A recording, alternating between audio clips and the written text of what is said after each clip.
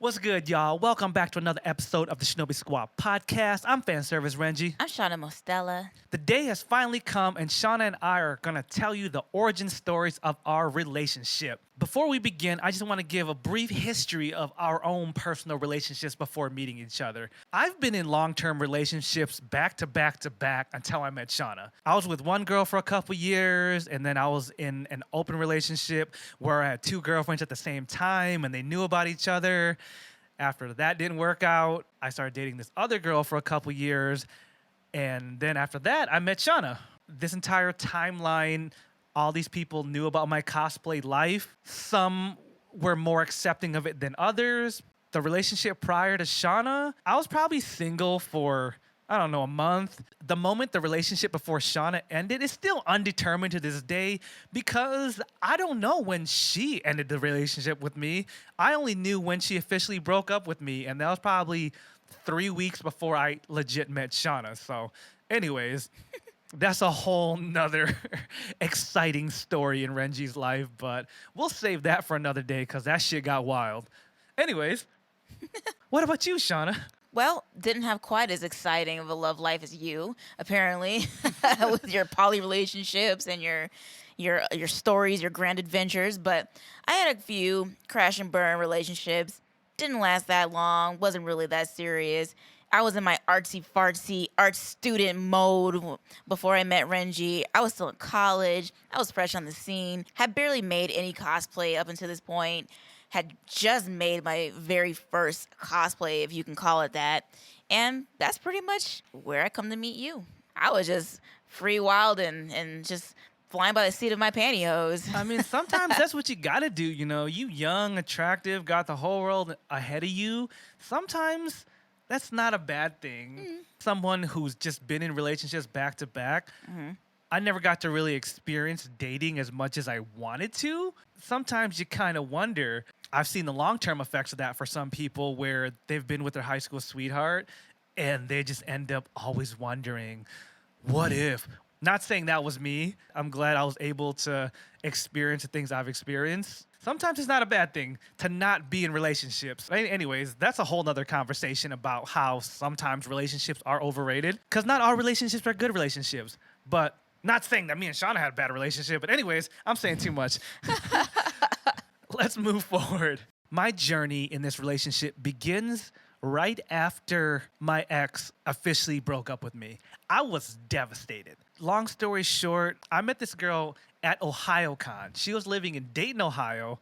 She ended up moving to Michigan to date me. We were together for 2 years. And then there was a moment where we moved to Florida together to house sit for her parents for 6 months. Then we moved back to Michigan. And then she left me after we moved back. But then she told me she wanted to get back with me. And that's when things got kind of confusing. Anyways, y'all see that history. That's very devastating. I'm thinking I'm going to spend the rest of my life with this girl, especially after her moving from state to state. Then we both moved to Florida together. After we broke up, I just couldn't focus on anything.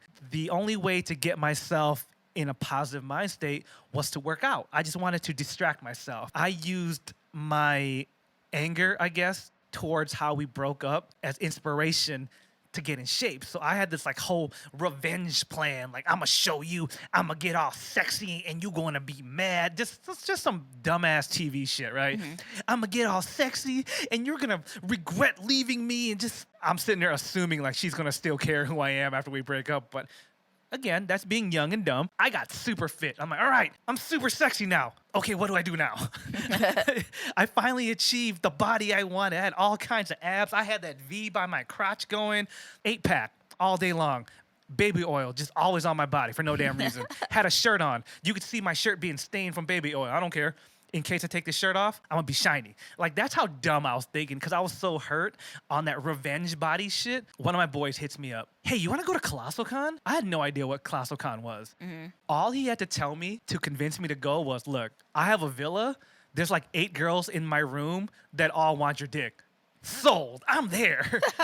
Ain't nothing better to get over an ex than something new to distract you. And I had 8 options. I didn't even care what these girls looked like. I was just so hurt that I just needed some makeup sex or something just to get my mind off this girl. And I was like, yes, I am there. Problem, I didn't have a car at the time. My car was in the shop being painted by one of my friends who's known to procrastinate. I had no idea when I was getting my car back. It was summertime. I had a motorcycle, fine and dandy, but nobody wants to ride a crotch rocket 6 hours to go to a convention. Yeah. How am I supposed to bring cosplay on a crotch rocket? Am I supposed to bring my 5-foot sword and just hold it the whole time while I'm riding? Well, luckily you didn't wear that much back then, so Yeah. you could have just wore it to the could've been the Colossal Con. Strapped it on my back and just ride the crotch rocket with my Renji tattoos and my wig flapping in the wind. Those were the issues I had to face. I had asked my mom if I could use her car. She had told me yes, even though I knew she didn't want me to use it. And that bitch, you know what she did? The night before, she locked her keys in her room and ignored me all day. Oh my God. So I woke up with no car. I already had made plans to go. Luckily, I rode my motorcycle to my boy's house and convinced him that morning. I'm like, look, I need a car to get this convention. So what is it going to cost me to let me use your car? He was unemployed. And he lived with roommates that had cars. I know you're not going anywhere. Let me rent your car for this weekend. I have to go. Finally, we came to an arrangement that cost me about $300, and I was supposed to go beat someone up for him. He was one of these Fast and the Furious racer kids, but his car looked like shit. He's like, all right, you can drive my car, but here's the catch. The hood doesn't stay down, so you have to duct tape the hood. There's no radio in the car. I'm missing parts of my muffler, so it is loud as hell. The car will just be loud, like a semi-truck / Harley Davidson had a baby loud. You'll probably have to wear earplugs. I have no air conditioning. Oh God. Anything else? So you're going to have to drive with the windows down the whole time. And it burns oil, so every time you stop for gas, you got to pop the hood open, make sure there's still oil in it, and pour more oil, and duct tape the hood back up. Anything else? Yeah, make sure you watch the check engine light in case you see this happen, because then the car might turn off. So if the check engine light comes on, you probably should pull over and let the car cool down. Wow. Okay, deal. Wow. I probably could have just rented a car for cheaper. Right? Again, I was in a panic. I didn't even think about that. I just knew my friend had a car. So it cost me $300, and I had to deal with all that shit just to go to ColossalCon. It's like a movie moment right there. Let me borrow your car real quick. Oh, yeah.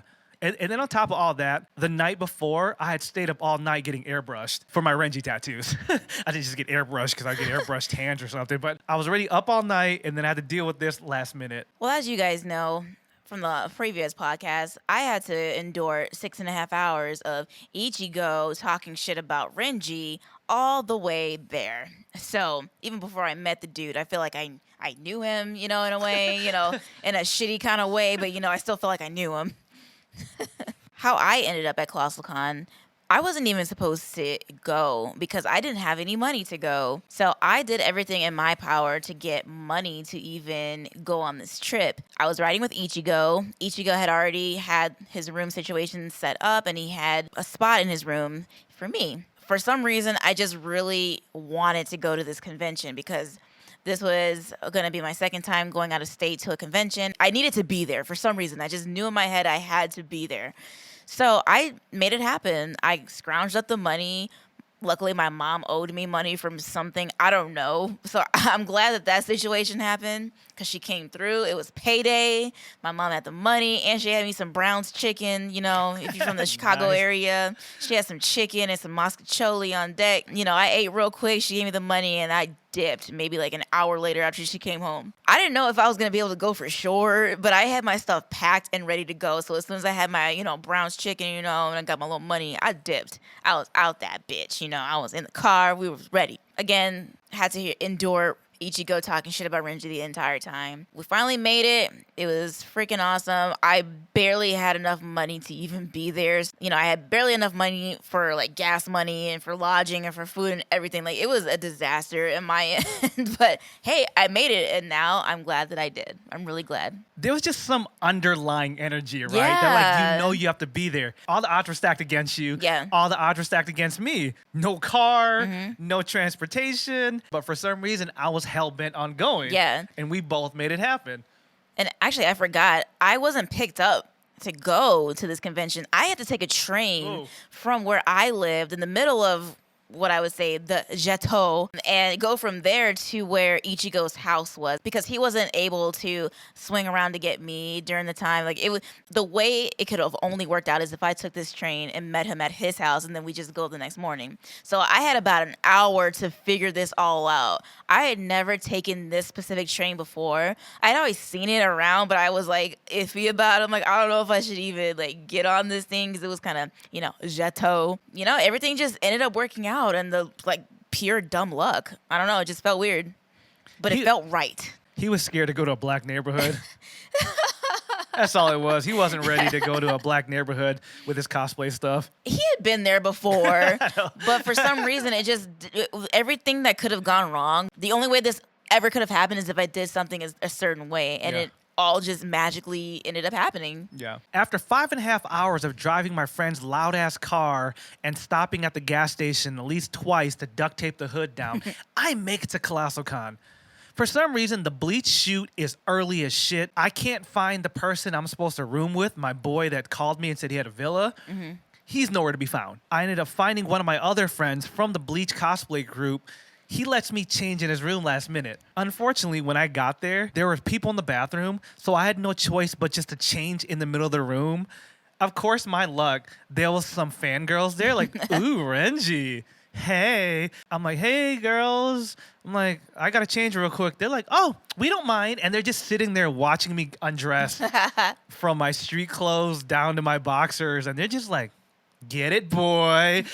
Just saying all kinds of uncomfortable things to me. But I had no choice. I just had to strip down, get changed real quick, and I was good to go. Then I had to rush back to the Bleach shoot. I'm sitting there getting ready, just waiting for the shoot to begin. I see at a distance the Ichigo I met at Asen. Then I see the most beautiful girl I've ever seen following right behind him, and it's Shana. I'm looking at Shana. I'm like, who'd you see? Aw, who'd you see? I'm looking at Shana. I'm looking at Ichigo. Looking at Shana. Gosh, she bad. Looking at Ichigo. Please don't tell me that's his girl. Please don't tell me after all this that's his girl. Like, I put my face in his chest like 3 weeks ago. But there was another girl behind him, this Asian girl. I'm like, okay, maybe that's his girl. So I'm sitting there just getting anxious, like, which one's his girl? So I'm sitting there just watching them. Okay, he's going to kiss or hug one or hold one of their hands. So I'm just trying to read the body signs. Because when I said Shana was just the most beautiful thing I've ever seen, I was speechless. When I was dating back then, I always wanted to make sure the next girlfriend was way better than the last girlfriend. At the very least, if she doesn't have a personality, at least she would be more pretty or hotter than the last. And I thought my ex before Shana was the hottest girl I ever seen. But then when I saw Shana, I was like, oh my God, who is that angel? And I was so shook. By this time in my life, in 2010, I'd gotten so used to being the hot cosplay guy around the Midwest because back then there wasn't a lot of really fit cosplay guys. So girls would just be like, oh my God, he's just so hot because he's fit. They didn't care what I looked like. My face could have been ugly as shit. There was times where I was Kakashi and my face was covered, but my body was showing. And girls were just like, oh my God, you're so hot. Like, you can't even see my face. Like, I don't care. I can see your abs. Anyways, being told that for a couple years, you know, you get kind of arrogant and kind of cocky, but I also became confident around people. I never worried about talking to girls, especially because I knew I was a decent looking dude at the time. But then when I saw Shana, I was like, oh my God. I kept trying to make up scenarios to go talk to her. I'm like, maybe I'll just go over there and like trip and fall. But, oh, sorry, I didn't mean to bump in you. You know, like when you watch in a movie where dudes are at the beach and they're all like, hey, throw a football so I can fall next to this girl. Like, I literally wish I had a football. I'm like, okay, I'm gonna throw this football and fall in front of her. But the only problem is she was with Ichigo and he never showed any signs which girl he was with. I'm just like, oh, curses, Ichigo. Well, during that time, Ichigo had just got through telling me how beautiful I was, and his girlfriend was just in the background like, oh, what about me? So they had just had an argument. So by that time, they weren't talking. So Awkward.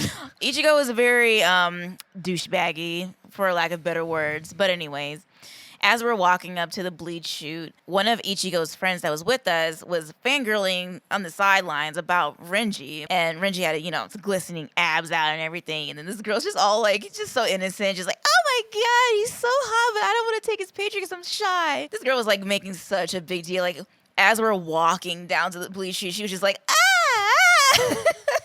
Like, this girl is so innocent. I was literally glistening that day because I did put baby oil on to make sure I was shiny. Anyways. So she's all the way there. She's squealing to herself, and she was so shy to take a picture of you. So I just took it upon myself. I'm like, give me your camera. Let me just take this damn picture for you so you can stop squealing over there like a little girl. And she's like, would you? Thank you. So I go up to Renji, just not even introducing myself. I'm just like, hey, my friend wants a picture of you. Click. And the way Renji was looking at me, I thought, I was being abrupt, but I didn't really care because I didn't know anyone. I didn't know what the whole cosplay scene was. I just didn't care. I click and just walked away. Shana was so unimpressed. I was not ready for that because, like I said, most of the people that came to take my pictures were like squealing fangirls or fanboys. Then here comes Shana. Let me take your picture. Click. I'm like, that's it? She didn't want to talk. She didn't ask for my name. She didn't care who I was. She didn't give a shit. I saw her walking up to me, and I was like, oh my God, she's coming. What do I say? What do I say? Like, I'm trying to rehearse things in my head. Like, okay, maybe I should be like, hey, how you doing? She got up to me faster than I could think, and I was just like, hello. She's like, can I take your picture? And as she's saying that, I'm thinking, okay, she's going to ask to take my picture. Then she might want to talk. But no, she just took the picture and just left. I remember your mouth being kind of ajar, like you didn't know what to say or didn't have time to say anything.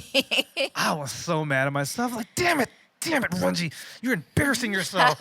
And then I'm just watching Shana walk away in slow motion. In slow mo. But I'm like, oh my God, I messed that up. But ooh, look at that booty though. And then she walked away. I was like, shit, that was my chance. So then the group shoot finally happens. We all get lined up, and I'm just sitting there, just still mad that I messed that up. Now I'm just like kind of staring at Shana. So the photo shoot's happening, and I'm taking snapshots from myself because I've never seen so many cosplayers from the same show come together like that. So I'm just taking pictures for myself. As I'm taking pictures of everybody, I'm looking at my camera, and I'm like, why is Renji looking directly at me? I wish I had these pictures still somewhere in storage. There's a camera with a memory card on it with this picture on it, but Renji's like deer in the headlights, just staring right at me, and everybody else is just in the background, doing their thing. But like Renji's the only one who's staring directly at me at the camera. As I'm flicking through the pictures, I'm like, what the hell? What's going on here? Every shot, I looked directly at Shana. Looking right at her camera. I couldn't look away. I don't know if I intentionally tried to stare at her, but I just knew I couldn't look away. That's where my focus was at. I'm glad Shana noticed it right away because we did ended up talking about it later. Mm-hmm. She's like, you were looking at me the whole time? Probably. Bleach shoot is done. I'm panicking. I'm seeing everybody walk away. I kind of like make my way up to Shana and be like, hey, here's my business card. And I just was awkward. So awkward. Especially at the time, it was my regular business card. I didn't have like cosplay cards yet. So I just gave her a card with my contact information. Of course, Shana not being at too many out-of-state cons and stuff like that, she probably was just like, what the hell's this? And I still have that very same business card in my mementos box. I have it to this day. It's in pristine condition, and I will keep it forever. Oh, I didn't know you still had it. Yeah, of course I still have it. I don't even remember what it looks like. Well, anyways, I will pull it out later because I know exactly where it is. Collector's item. But yeah, I gave her the card, and I was just so mad at myself after that. I'm like, dude, you messed up again. Like, she probably thought you were trying to sell her insurance or something. Come on, bro. Strike two. Yeah, we part ways. Now I'm just wandering the hallways of the convention. ClassiCon 2010 wasn't that big when you only think about the convention center space. It was pretty much like 4 hallways or something. You could walk the convention in 10 minutes to do a whole loop. Just for the record, I'm not talking about the water park and everything else. I'm talking about just the indoor convention center space. You could walk it real quick. As I was walking around, I noticed Shana was just sitting by herself. I'm like, okay, that's the girl from earlier. Every lap I was making, I was trying to think of what to say to her. I'm like, oh, yeah, okay, next lap, I got you. I took a couple laps before I even thought of anything. So the reason I was by myself at the convention at this time, there was a formal ball going on at the convention, and people were dressed in their formal gear, and I didn't have anything like that. I didn't have any dresses or anything nice to wear to it, so I just sat it out while Ichigo and his girlfriend and his friends went off to do their thing at the ball, and I was just left by myself. I was pretty new to the scene, so I didn't know what to do. I didn't know what was going on. I didn't read the program guide or find something else to do for myself, so I was just, sitting by myself. Just so you guys have some kind of reference, what I was wearing at this convention, the so-called cosplay that I made, my very first, was pretty much like a cyberpunk. It was like a jumpsuit, yellow and black, and I had little LED lights stuck to my skin, and they were like blinking all different colors. That's why Renji gave me the nickname Blinky Girl, because every time he would see me in the hallway, I was always blinking and just looked like a total traffic stop. So I was sitting by myself, just blinking away, and Renji had come by, and he was with his friends, and he's like, oh yeah, hey, there's Blinky Girl. So then Renji introduced me to his friends. We talked for a quick moment, and then we just kept it moving. So later on that night, I was again by myself, and there was like a petting zoo area of the hotel. During that time, they had put the animals away and everything for the night. And I was just sitting over there by myself because that's where the, comfortable seats were. So I didn't know what else to do, so I was just sitting by myself once again. And then I see Renji come around, and he saw me again. He called me Blinky Girl. And, I saw him from afar. I saw his, waistline first, and then I saw him because Renji was tiny during that time. I was 135 pounds. I intentionally would lose 10 pounds right before the convention. Anyways, go on. He makes his way over to me, and we just start talking. And I just remember not really having much to say, but Renji, for some reason, was just like an open book. He just had so much to say. It was like a flood. And, we bounced off of each other. He got to know me. I got to know him. He had a lot to say during this time. This was his favorite part because he got to talk about himself. I'd waited all day to talk to this girl. I'm like, yes! And the floodgates open. But luckily, Shana was very receptive of it because she was just so used to guys that were just lame, that didn't know how to have a conversation. So I could tell that she was enjoying the conversation. Oh, yeah. For me, the best part is getting to know someone. So I can just talk to someone for the very first time forever because you're learning about each other. So I'm asking her questions about herself, and she's just telling me about her art life and her fashion life and what she does in Chicago, and she hangs out in downtown. At this time in my life, I had never really been with someone that had artistic dreams. So I was just in love. I was like, oh my God, you're so cool. Because my exes didn't really have much ambition, really. They just kind of wanted to work anywhere, and that was it. If that's your dream and you don't really care about doing anything else, that's fine. But for me, I knew I couldn't be with someone that just wanted to work a 9 to 5. I needed someone that wanted to be an artist, a creative of some sort, because they would never understand my life. I wanted to work in the world of entertainment, and that's a hard life for most people, and it's a hard life for relationships because people don't understand how many hours it takes, how long someone is gone. So I'm hearing Shana just talk about, yeah, I'm going to school for art, I model, and I'm just like, oh my God, you do all this stuff. And I was just like, just keep talking with my hands on my cheek, looking like I'm taking a senior picture, just, all right.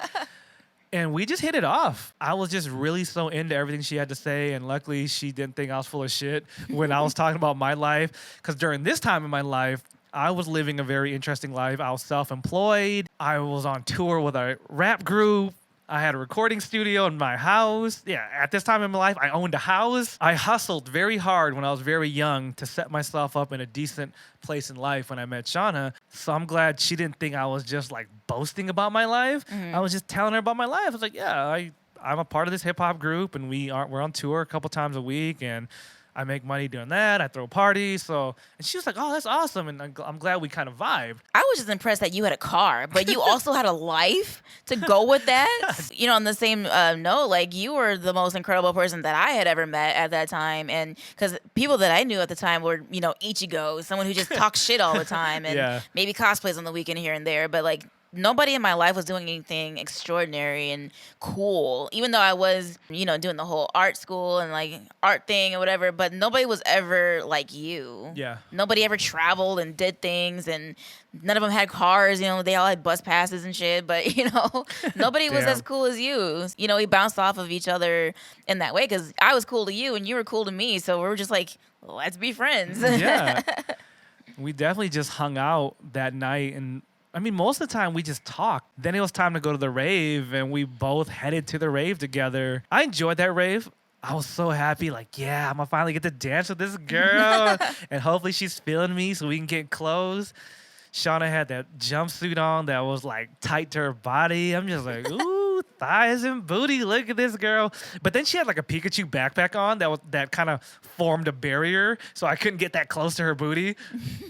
And Shana was like throwing it back on me, but then our bodies didn't match up because I'm all torso and I have short legs, but Shana had longer legs than me, so her booty was like slightly higher than where I was. I was like, why is her booty so high? And I'm sitting there trying to dance behind her on my tiptoes, like, okay, like, Kevin Hart. Yeah, I felt like Kevin Hart. Like, oh my God, this girl is trying to throw her booty on me, but I can't reach. I need some heels. Like you were playing volleyball or something. I'm so mad. I'm so mad. I still have this problem today.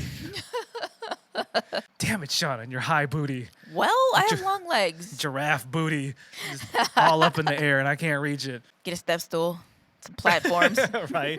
Don't move past this platform. So the night was good, ended on a high note, and then we made plans to meet up the next day because I knew Ichigo was going to leave me to my lonesome again. Had my little buddy here. I had someone to talk to. Like, show you, Ichigo. We hugged and said goodnight, and I sniffed the shit out of her hair like, yes. Shana ended up leaving the hotel. I had to go find my friend I was staying with.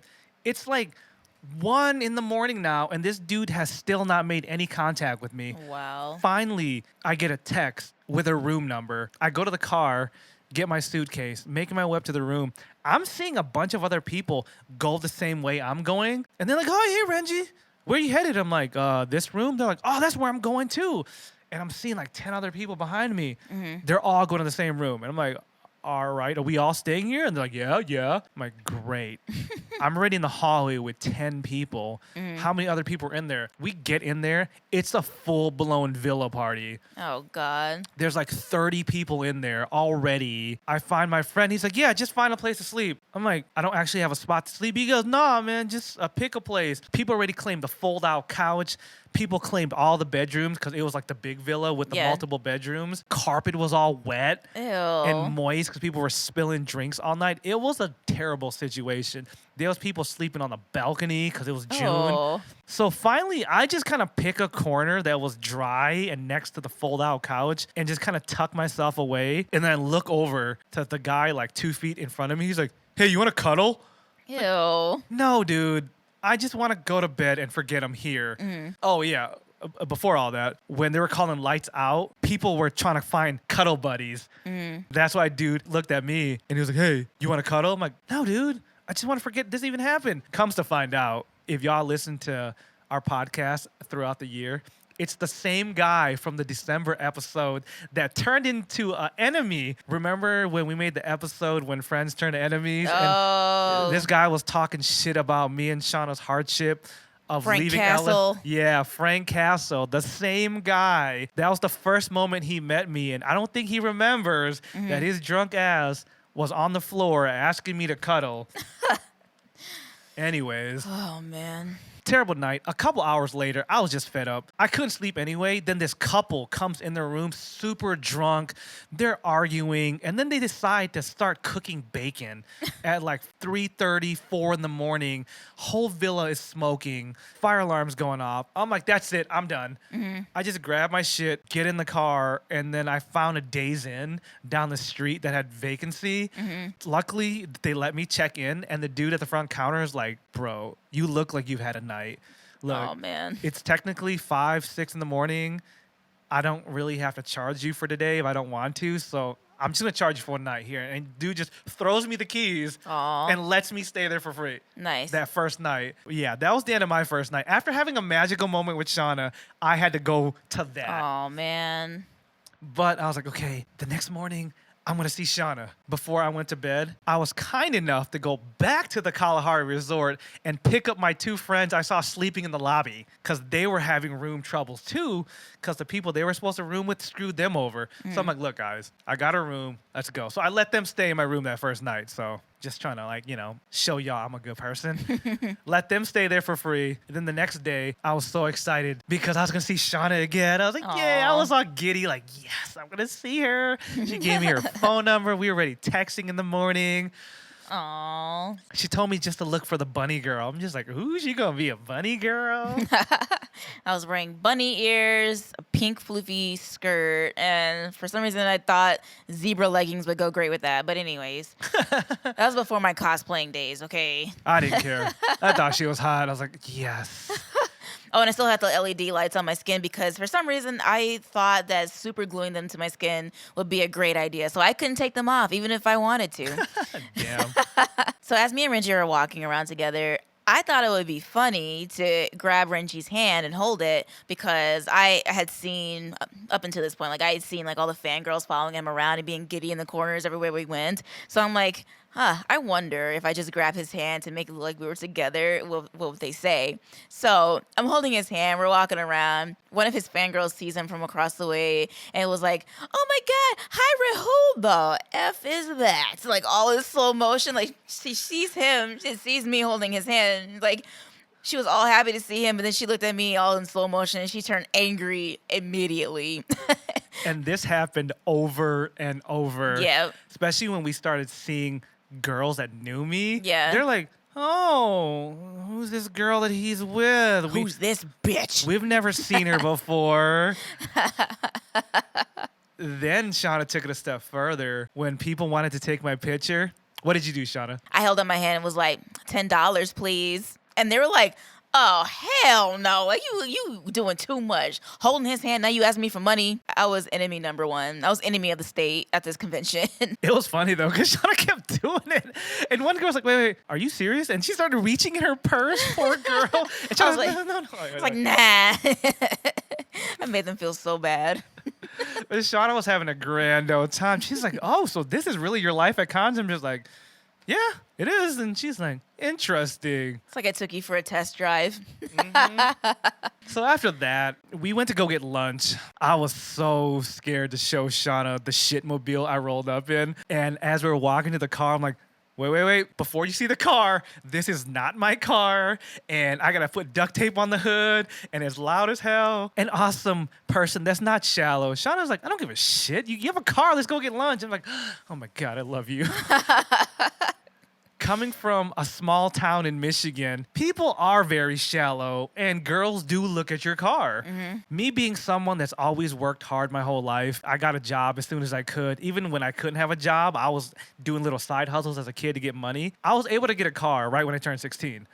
I've always had a car, so I'm used to the whole exchange with girls, but I had friends that were car people, so my cars weren't like pieces of shit for the most part, but still, this car was a piece of shit. Yeah. So I just was like giving her the warning, but Shauna was so cool.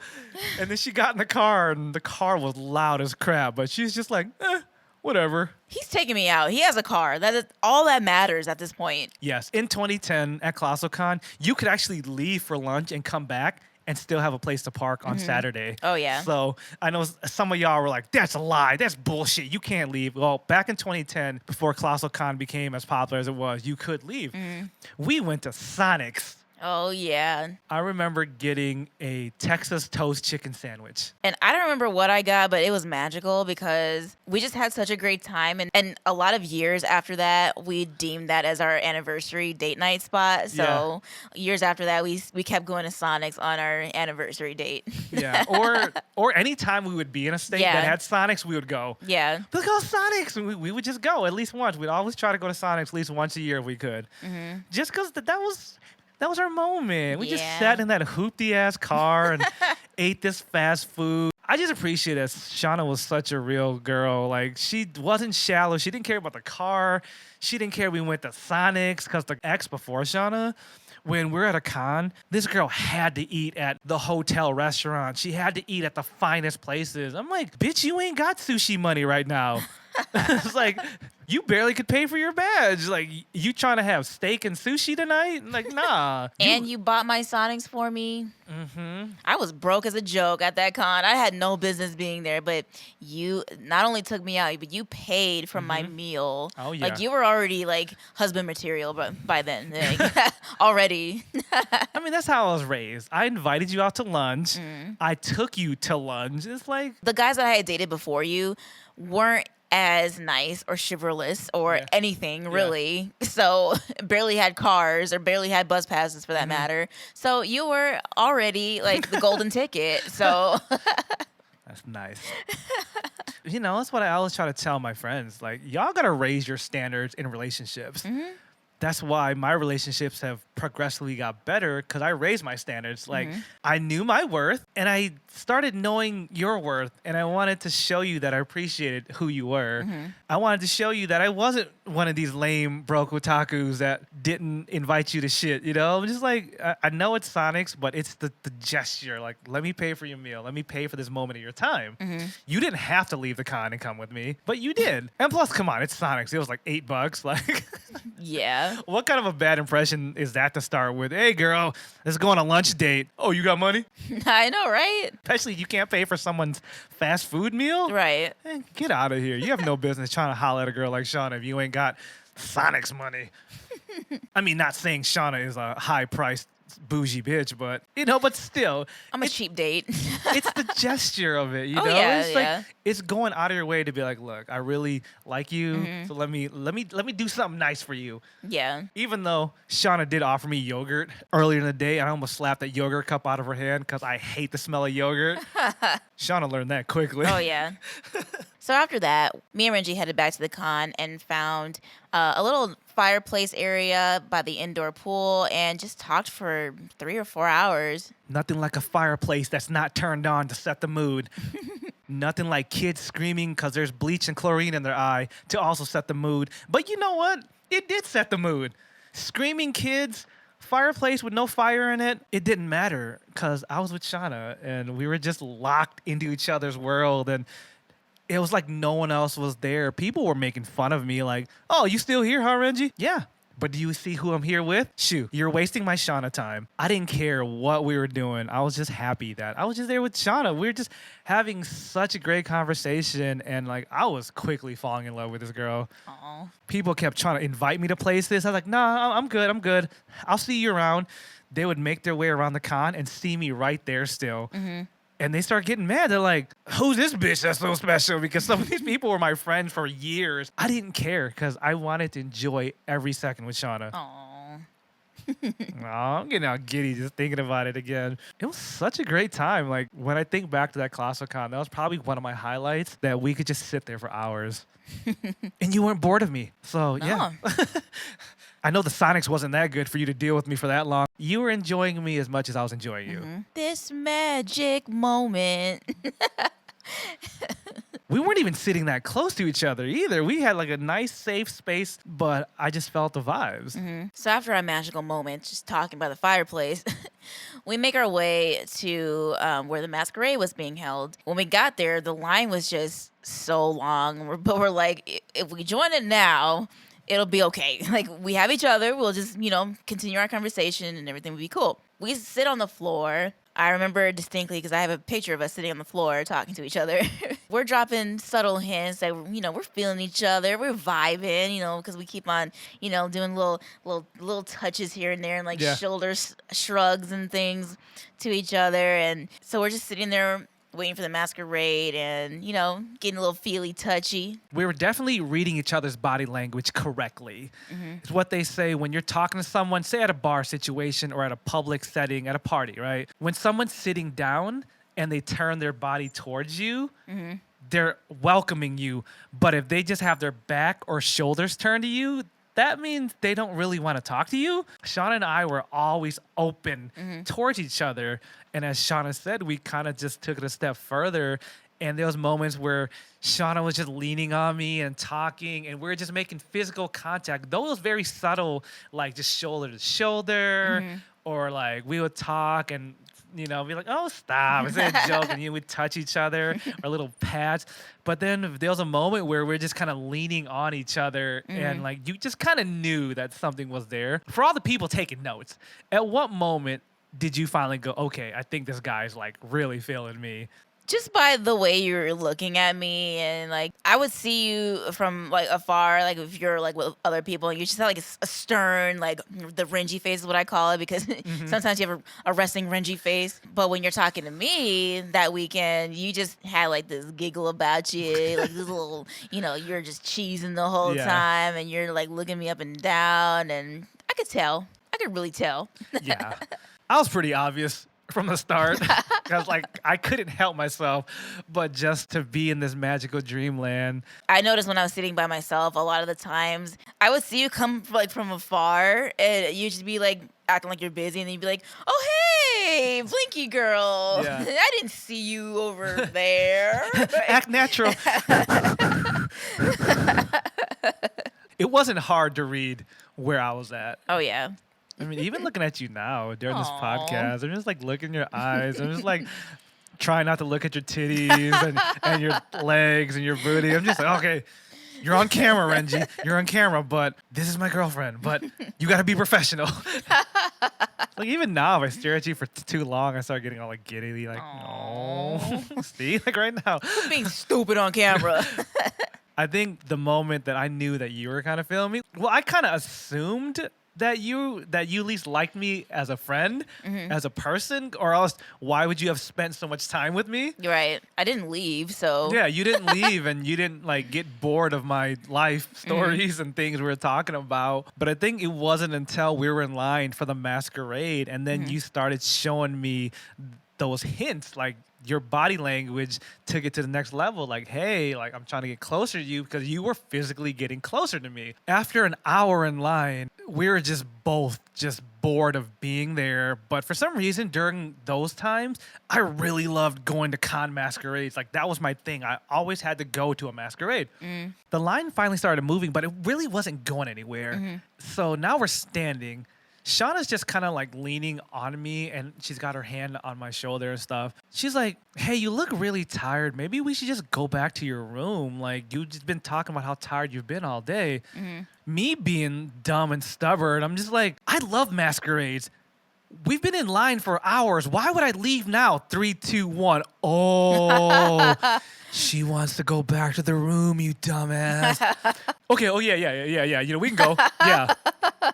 Shana had mentioned. I remember it just like that too. Yeah, like a light bulb had clicked in my head because Shana had been hinting while we're in line, hey, before the rave, we should go back and like change into our rave outfits instead of waiting until last minute. Shana was just trying to drop hints on a sexy rave outfit. She's like, I'm pretty much just gonna be wearing duct tape and nothing else.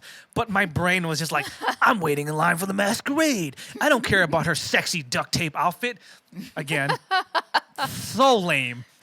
Such a lame Renji moment. As I said in podcasts before, I was just so hell-bent on this masquerade. I totally missed that Shana was just like, dude, I'm trying to wear less clothes for you. Like, can you just get out of line? And then she's like, let's go back to your room. Knowing damn well that it's only my room. It's not like I shared it with anybody else because it was my room. So it took that moment. 3, 2, 1. Oh, she wants to go back to the room. Oh, you're so stupid. And Needless to say, Renji snatched my hand like a cartoon moment, and we were like literally running to the parking lot. I'm like, we don't have to run. Like, I'm here. Dude, we were in the parking lot so quickly. I'm just on the way out. I'm like, ooh, we gonna hook up. It's about to go down. Like I said, I was feeling Shana so much that I damn near had to tape my boner down just because I was feeling this girl so much. I was so attracted to her. She was so cool, so hot. I was like, oh my God. Calm down, Renji. Calm down. Calm down. You don't want a nut in the car. Oh my God. Because if the car breaks down and you got to unduct tape that hood and tape it back up, it's going to be a bad situation. With all these like sexual thoughts in my mind, we're going back to the hotel. We get there. I go sit on one bed. Shana gives me the... So I go freshen up. Might have only been in the bathroom for like 5 minutes. I come back out all ready for like, game day. And then like this dude just on the bed, passed out sleeping. I'm like, when I said let's go back to the room so you could take a nap, I didn't mean like actually take a nap, like I wanted to, get sexy for you and then, we just, we can do the date or whatever. But no, you took that shit literally. I don't know if you were actually like tired, but I came back out and you were just snoring, counting sheep. Lame Renji. You snoring everything, just Ooh, no bankai. Oh my God. face down on the bed. Renji's greatest fails. Oh my God. Oh my God. So I just went to the other bed and continued getting ready for the rave because it was going to be in a couple of hours after that. So I'm just like, you know what? At least I'll be ready for something since, the other thing that I was trying to be ready for is not going to happen now. All right. You was really trying to get in there and I messed it all up, didn't I? You were snoring and like your face was literally in the pillow. Just you were out. Like there was no mistaking. You weren't like just like trying to be sexy, like in the in the movies. No, nothing. Renji still had all of his clothes on, so I just figured he really did just pass out. Yes. Thank you for noticing that. I barely took my shoes off. And being Asian, I take my shoes off before I walk in any house, hotel room. Hell, I'm surprised I don't take my shoes off at a grocery store. But when we got back to the room, I was on the bed. I was giddy with excitement. I didn't know if Shana was going to bust out in something sexy or just panties and a bra. Those TV moments. I'm on the bed just like, oh my God. Oh my God, something's going to happen. And I literally blacked the hell out. I don't remember even laying down. I know I just got in bed and I knocked out. I had only been running off a couple hours of sleep on 2 nights. Yeah. So it's not a surprise that I just blacked out. Mm-hmm. How long did I black out for? You were out for at least an hour and a half. At least. Because I remember sitting there like, he's going to wake up any moment now. Nope. At least an hour and a half. It might have been 2 hours, but I will give you an hour and a half because I don't remember all the way. So I'll give you some dignity. Maybe it was an hour and a half, but I know it was more than an hour and less than 2.5. So It was long enough. it was long enough. It was long enough, and that's all we needed to know. I woke up like abruptly, like, what happened? And then I look over. Shauna's on the other bed, just disappointed. She might as well have had her arms crossed, like, get a good sleep, lame ass. It's good I didn't leave. Well, the hotel was quite a ways from where the convention was, so I couldn't leave. So I don't think I would have, though. I didn't take it that hard or that seriously, but still. Yeah. I dream of Bankai. Oh my God. I'm still so embarrassed all these years later. Like, Oh my God. again, it just brought me back down to like, wow, you really are a loser still, huh? Doesn't matter how fit you got. It doesn't matter how cool you are and popular in the cosplay scene. You're still that same nerdy boy who's still lame with the ladies. You just happen to luck out and have long-term relationships. Oh my God. Still embarrassed. All that showboating, all that baby oil went to waste. Well, lesson learned for those taking notes. When somebody says, let's go back to your room, and they've been dropping those hints, don't fall asleep. Do not fall asleep. Yes, do not fall asleep unless you're with a girl that is also tired and needs to fall asleep as well. Don't let her go freshen up. Just get down and dirty with all that stank. Just whatever. Just make it happen. Don't be like me. Don't be like exactly. Now that I've been totally embarrassed and I'm totally lame, I'm trying to salvage anything I can. So I go with the classic, I'm so cold. I'm so cold over here. No blankets on. I'm just like, I'm so cold. I could have got up and turned off the AC, but I'm glad Shana got the hint. And she made her way over from her bed to my bed, and then we kind of laid together, and we finally started cuddling, and I was like, yes, yes. Cha-ching. Cha-ching, it worked. Now that I have Shana in bed with me, and we're cuddling, and we're touchy-feely, I don't know what to do. I'm having this internal struggle.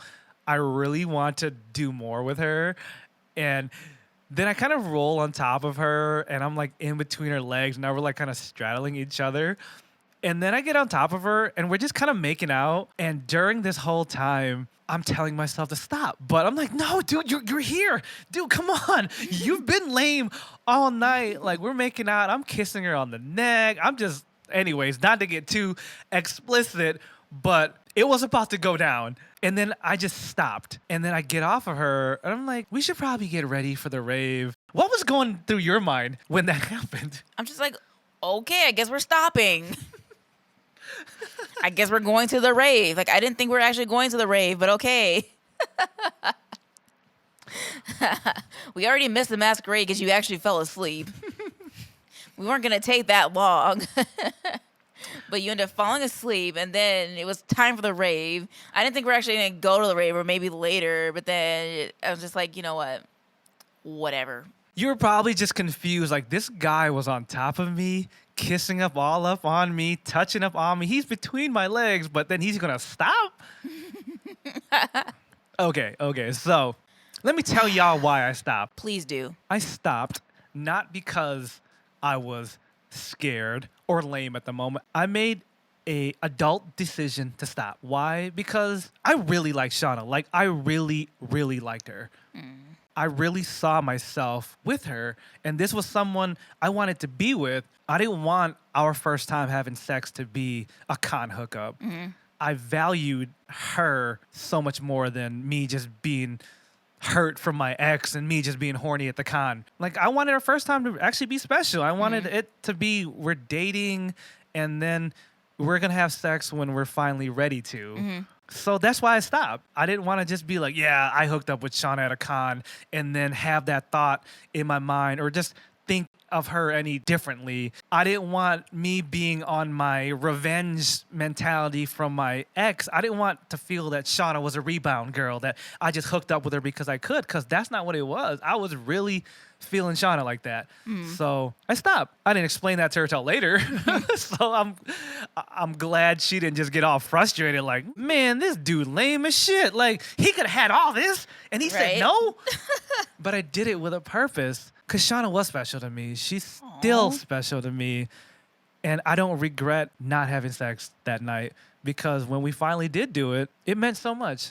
Aww. I wanted to make love instead of just have sex in a cheap Days Inn hotel.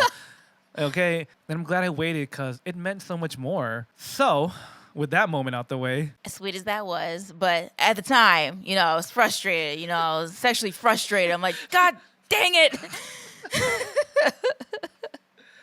But now that I understand why you didn't, but like at the time, I was still like just trying to process my grievances, during that time. But oh, so was I. I trying to pull my jeans down and just be like, all right, I'm gonna go to the rave now. Let me just cross my legs. Hey, you got some of that duct tape real quick? Let me tape myself back down. Anyway.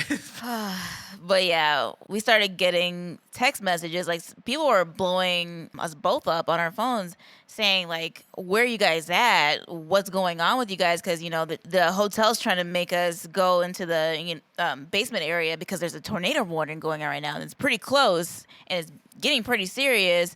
And we're just like, wait, what? What's going on? We missed all that because we were at my hotel room off-site. Apparently, a tornado touched down 10 minutes away from the con. Everyone was forced to go into the shelter downstairs. We were already in my hotel, so we're like, I guess we don't have to come back to the con. Yeah. So then we just ended up just hanging out at the hotel all night. We just kind of laid in bed and cuddled, and I finally got to grab a handful of Shauna's booty, so that felt good. I at least did that. I felt accomplished. I'm like, all right, I got a handful of booty. Yeah, like at some point the sky just opened up and it was raining really bad. The winds were blowing really hard. And while we were at this hotel room, we could hear people outside in the pool area. It was just this group of biker guys, and they were just out in the pool like, yeah, tornado, yeah, come and get us. Like they were in the pool drinking beers, and they were just like, just happy as clowns, just, celebrating the storm happening. I'm just like, can y'all shut up? They were living their best life because I guess there was a biker convention. Oh, yeah. Up the street somewhere. But yeah, there was a group of them at our hotel in the pool, just not caring. Lightning was going off and rain was coming down, but they were just in the pool drinking beers. They were like, burn this bitch down. And I'm like, okay, y'all need to stop and go back to your rooms right now. So even if we did want to have sex, we would have to hear that in the background. I mean, some would have took it as like encouragement, like because they were cheering. They're like, woo! Just imagine being like mid-stroke and you hear a biker guy cheering you on, like, yeah, get it. Come on, lay down that lightning and that thunder, baby. Like, oh my God. Because that's what they were yelling. So imagine having sex to that in the background. Such great memories at that con. Oh, yeah. But anyways, just to conclude that night, we just cuddled and laid in bed and just talked until we fell asleep. Really, I mean, it was hard to sleep with the biker gang yelling and me having blue balls all night and Shana being frustrated. But, eventually we fell asleep, sexual tension aside and biker gangs aside. We fell asleep. Then comes Sunday, Shana rode there with Ichigo, and I got to bring her back to her hotel room. And we already told you what happened with that. She goes back to the hotel room. He's all like, how was Renji's dick? Did he go bankai? And talking all that shit. But then he invited me to pizza. So I'm like, all right. Shana had already told me all the shit he was talking. So we go get Cece's Pizza. Yeah. Pizza buffet for only $5.99. And this dude is just all kinds of being fake as hell, just trying to be friendly towards me. I'm like, whatever, right? So we eat our pizzas. I'm just trying to buy as much time with Shana as possible. And then we go back to the convention. And then it was so sad.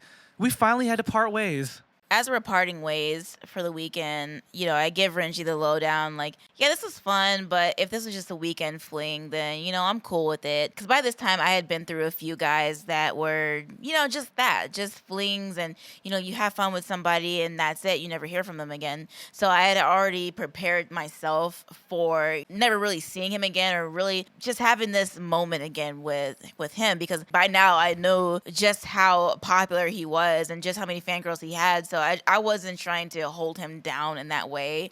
And I was already preparing myself for if he didn't want to be held down that way. So I'm just like, you know what? No strings attached. This was great. But, I'm going to go this way. You can go that way. We never have to see each other again if you don't want to. So sad, but that's what I prepared myself for. And that was the saddest goodbye someone had ever given me.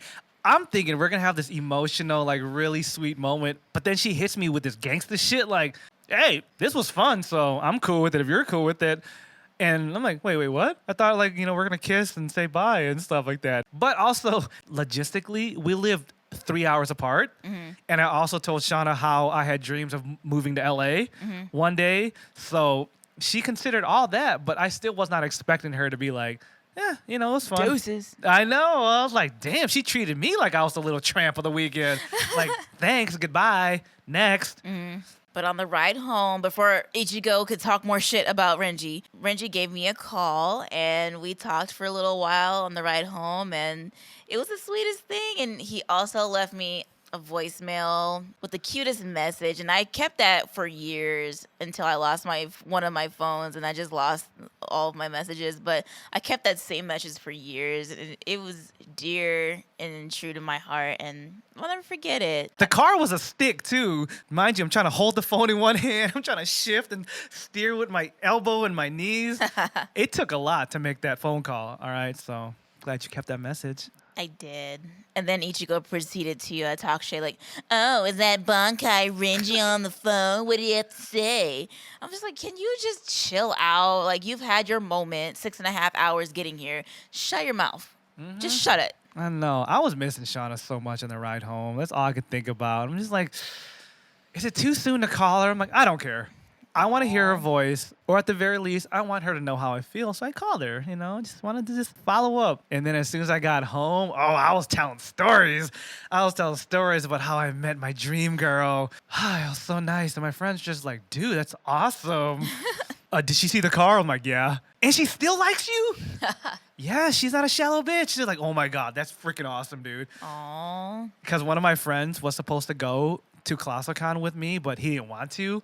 And then my friends used that to rub it in his face.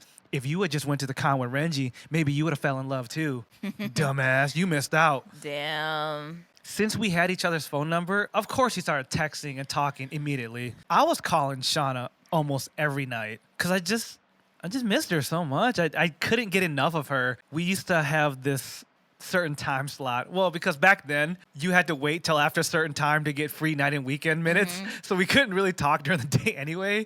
We would call around like 9 or 10 at night and we would talk for hours.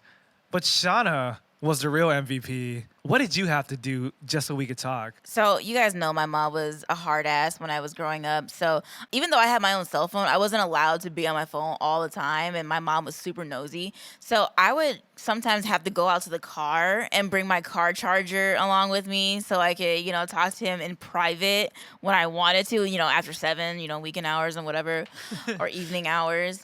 Or I had to, after my mom had gone to bed, I would lean over the side of my bed so that she wouldn't hear me and close my door and everything and lean over the side of my bed and talk to Renji with my head pointing down towards the floor so she wouldn't hear what I had to say. And that took a lot of gymnastic practices and core muscles to do that because I just had to talk to him and I didn't want to miss the opportunity just because my mom was being how she was. But that's the things that I had to do. Shauna was upside down in the car. I'm talking for 3 hours. We would talk long. Why I intentionally talked to Shauna for 3 hours a night was for this reason. I knew I really liked her. I was in a stage in my life where I was making a transition.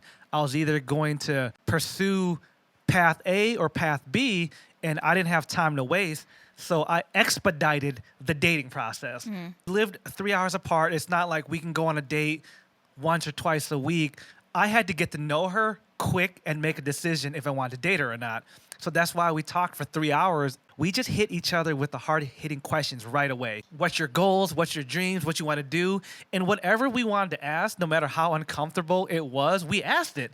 We're asking each other questions like, how many people have you had sex with? Those kind of questions, just to cut through all the bullshit.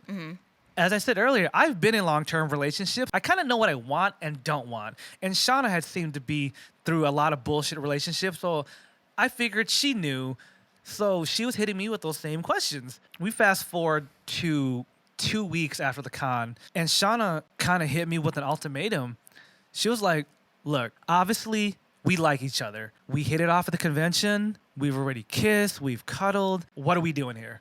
Either we're going to date and be a couple, or we're just going to move on with life. Because I don't have time to mess around with another guy that doesn't know if he wants to commit to me. We've talked every night for 3 hours for 2 weeks. What's it going to be? That had me shook in a good way. I was so happy that Shauna gave me an ultimatum. I'm like, wow, this girl respects herself and knows her worth, that she ain't got time to mess around with dumbass boys that don't know what they want. You were really willing to walk away, weren't you? Oh, yeah. I had already given you the talk before we even parted ways at the con. We don't have to do this if you don't want to, so you better be sure about what you want to do moving forward. I was already, on my way to doing bigger and better things with my life. I was already modeling at this point. I was, still in school. I was trying to do things with my life, and I just didn't have time to wait around for someone who didn't know what they wanted and how they wanted to move forward, because I already knew how I wanted to move forward with my life. And I respected that so much, just for her to lay it all down on the line. So she pretty much put the ball in my court. She's like, look, you have 24 hours to answer me. Either we're going to be together or we're not, and we're done talking. So it's either all or nothing. I still wasn't fully ready to jump back into a relationship. I didn't know what I wanted because I'd been going from relationship to relationship.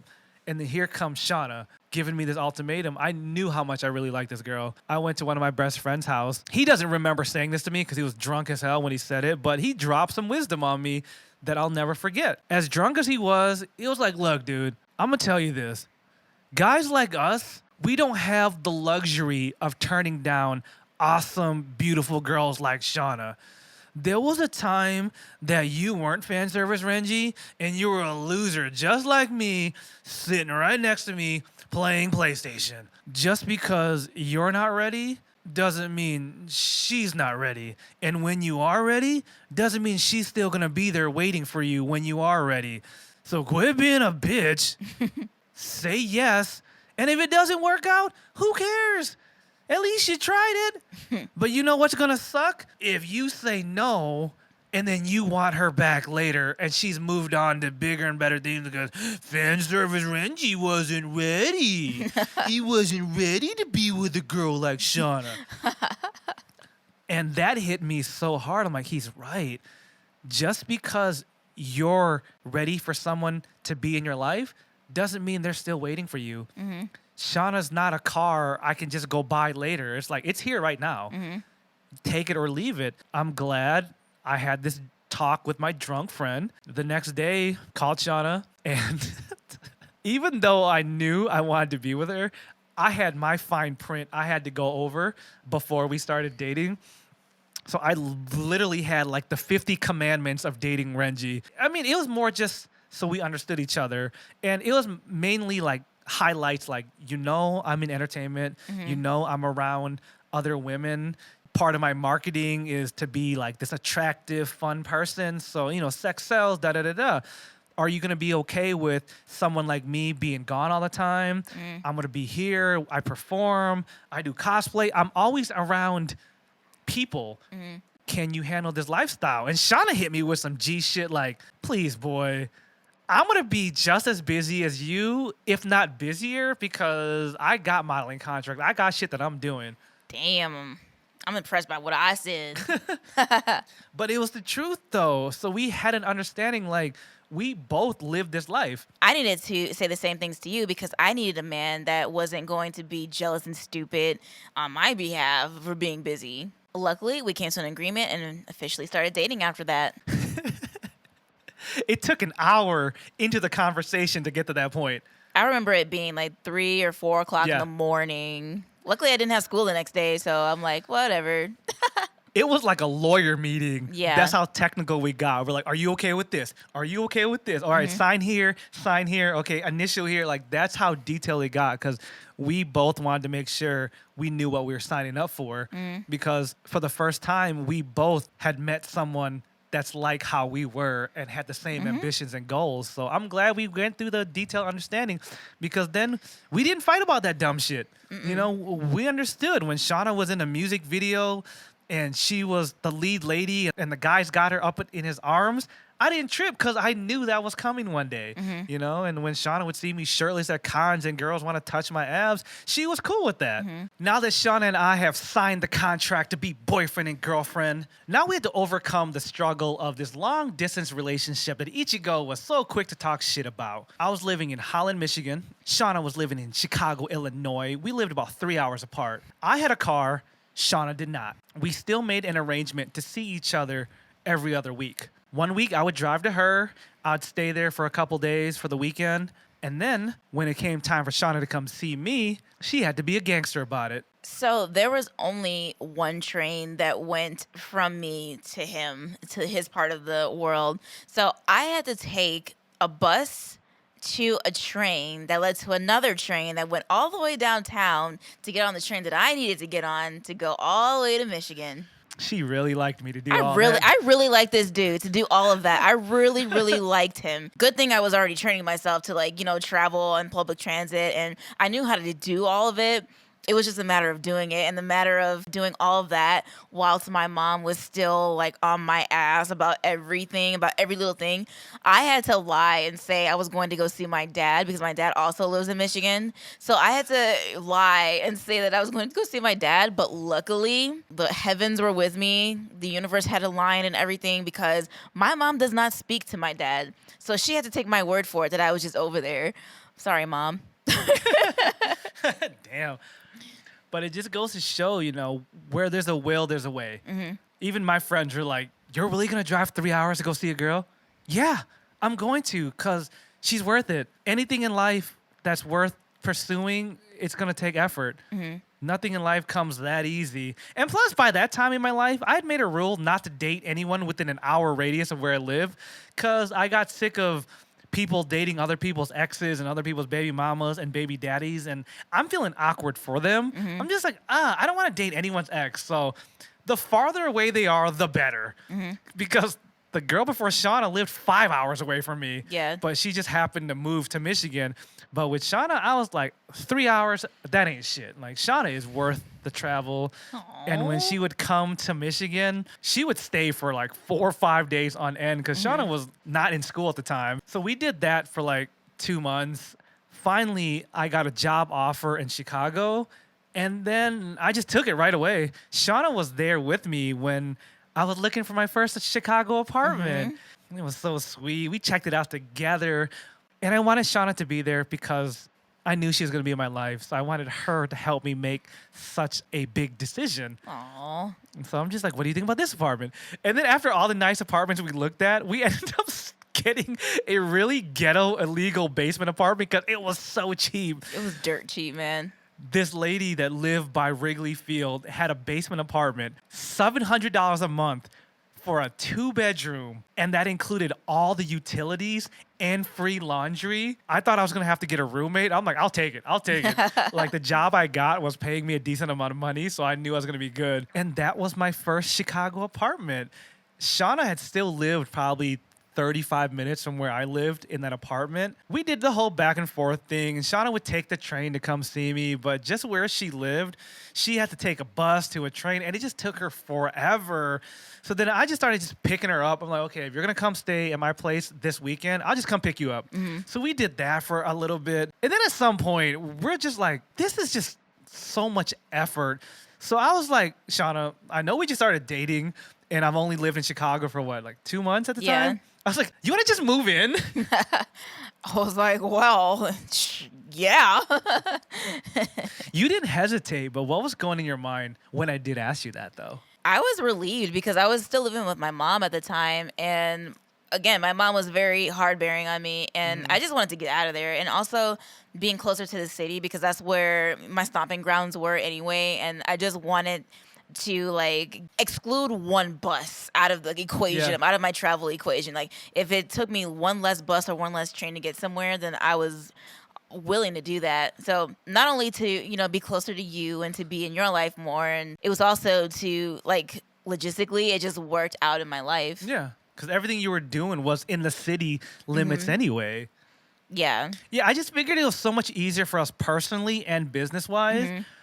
Because at the time when I got that job, I was working 50 plus hours a week minimum. There was times I was working 70 hours a week.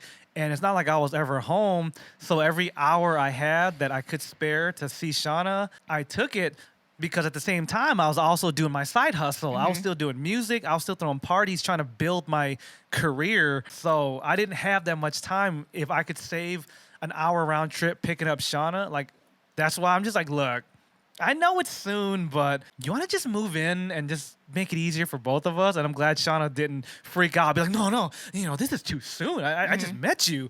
But like I said, I've been through so much long-term relationships with different people. I already kind of knew if I was ready or not. And plus, even my past relationships, I just kind of rushed into it getting serious. So it wasn't a big deal for me to live with my girlfriend at the time. I know to a lot of you, moving in right away with somebody seems really crazy, but the way that me and Renji had laid out everything for each other, it's like we both knew our schedules and what they were going to be. If I'm going to be busy, he stays out of my way. And if he's going to be busy, I stay out of his way. And, it just worked out that way. And we already knew what it was going to be because we had already spoke about it a lot. We knew what it was going to be at the end of the day. Communication was very key, and also not being needy and jealous was key too. Though we were home together, I had a second bedroom, and once I shut that door, Shana knew not to bother me unless the house was on fire or something.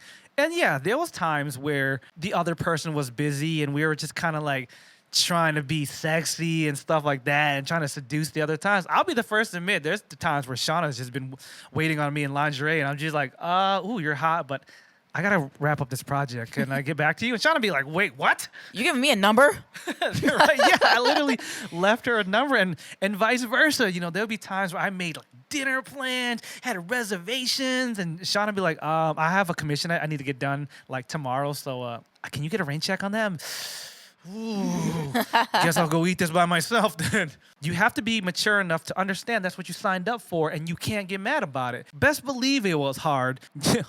Yeah. Best believe it was hard to turn down Shauna when she was looking all sexy. Even when she wasn't trying to be sexy, it's just, I'm so attracted to this girl that she could just be wearing a garbage bag. I'd be like, ooh, that's hot today. But we both had to stay focused. Like, there were so many distractions. Like, Shauna was modeling. Imagine how many parties she got invited to. I was doing music. Imagine how many after parties I got invited to. But we both had to make the conscious decision, like, this is what we signed up for. We got to focus. And honestly, that's what's carried us through all these years. We always come back together and we communicate and lay down what's going on. Even now, we have a calendar. We write what each person's doing that day so we understand, so there's no miscommunication. With all that said, we also made sure that we would schedule days for each other, quote unquote, date nights. And that's very important too, because as busy as you are, you can't neglect this person in your life. So we would always come to an agreement. Okay, on Saturday, Thursday, whatever day, this is our date night. No distractions, no anything else. It doesn't matter who's calling you or what opportunity is there. This is important too. Any last things you want to add that made our relationship successful or why we're still together 10 plus years later? I just want to reemphasize that communication definitely is key. If there's something you want in the relationship, you have to make that vocal because otherwise you will just get wrapped up in your own lives and you never come together when you need each other. So letting someone know what your needs are just so they're kind of met in some way, it'll save you the hassle of getting into an argument over it or, you know, feeling like you're neglected and things like that, because a healthy relationship is one that comes from just being honest with each other and really assessing your needs and telling each other how you feel today and how you want to feel moving forward. It's a lot to do with just talking to each other. And honesty and just being open about your concerns goes a long way. No matter how big or small it is, you can't be afraid to be like, look, this happened and it kind of bothers me. Being the person on the receiving end, don't get so defensive and just let them just say what it is. Because sometimes that's all it takes. They just have to say, hey, I don't like how you did this, or I don't like that this happened. And sometimes it just ends with that. Like, you don't have to have hours of discussion or a fight. Just let them get it out so then they feel better that they told you.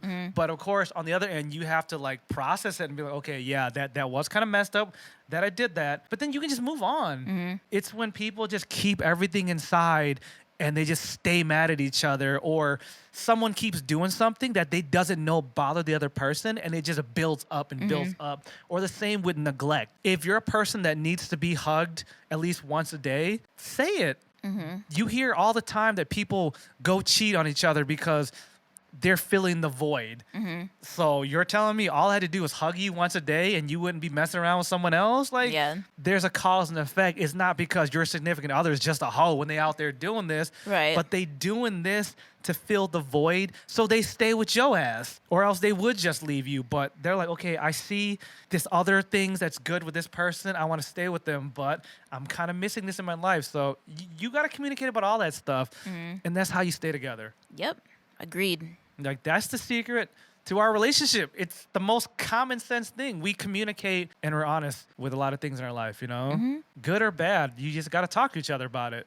and y'all figure it out together. Everyone changes in their own ways, and you have to be on the same page with that person as well. And just so you're not thinking that this person's always going to be the same and you're doing the same things all the time, like, you have to communicate that and stress that part of yourself. Oh, that is a great point. People change, people grow up, people mature. So you have to be ready to grow with them and accept them or not accept it. See, that's a hard truth too. Yeah. Because if y'all date when you're super young or someone hasn't experienced life yet, and there's factors that make you guys drift apart, those are harsh realities too. Not to be all Debbie Downer on it, but sometimes y'all do drift apart. So that's why this communication is key of what do you want to do with your life? What do you want to do with your life? That way you're always knowing where the other person's at, so it's not so devastating. But fortunately, Shana and I have always been on the same page. We've always wanted to pursue this life and entertainment and non-traditional avenues of making income. So, and we understand each other, and we always talk about it though. Every couple months, we always talk about things we want and things we're trying to do just to make sure we're both on the same page. And fortunately, we are. So I love her so much. I love you so much, Shana. Oh, I love you too, Renji.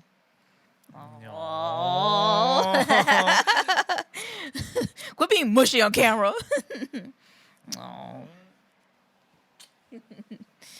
My partner in crime. We live together. We die together. We bad boys for life. All right, y'all. This has run a little bit long. We're super late for some family event right now. But you know what? Business comes first and then family fun. Like, it's just someone's birthday and they getting drunk. They can wait. You know, we out here spitting wisdom to y'all. Hopefully, y'all learn something. Hopefully, you find the love of your life.